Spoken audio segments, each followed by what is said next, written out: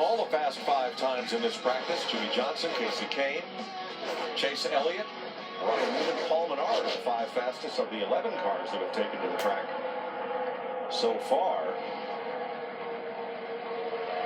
There's a little Team 88 audio. Come and see a little bit. He broke the bubble again. 1, half, breaks the bubble beat. 10 and a half a car length. That just means he gets it. That's what he builds it right there. So building a run, getting within a car length of the car ahead of you is what TJ Majors called breaking the bubble. Yeah. And he got a reaction. Dale Jr. just asked TJ, what the hell's a bubble beat? I love it.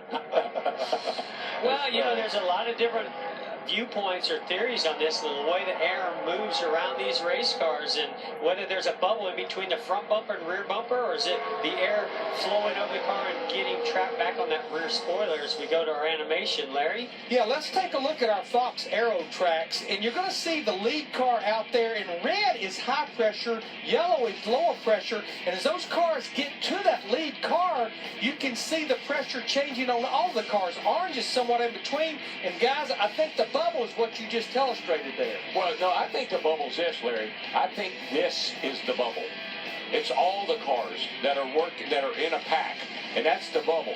Think about this front car as a boat, and it's making a wake, and the air is going around the car like that. And that means these cars back here, that's a free ride. They're not breaking any wind.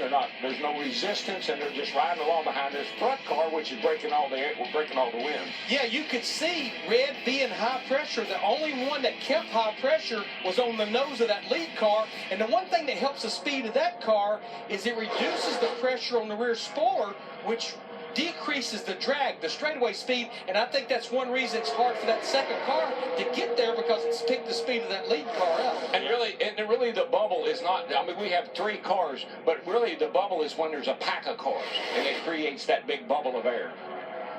Jamie? Well, last night, a lot of people excited to see Dale Jr. out there racing for the first time since Kentucky last July. And afterwards, Dale Jr. said, I didn't win, but I sure was happy to be back out there. The guys did a great job with this car. So now he's testing some different areas on the track, running in front, running behind. And his feedback just now to the team was the car is getting good pull-up. It sucks up really well. Really happy with it. Was happy the way it raced last night as well. As you can see, he's dropping to the inside, wants to drop to the back and see again how well it'll suck up here. Now, a minute ago, Brad Keselowski came to pit road, but watch behind his number 2 Ford.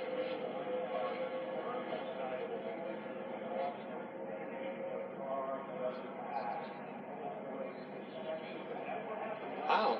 Oh, my.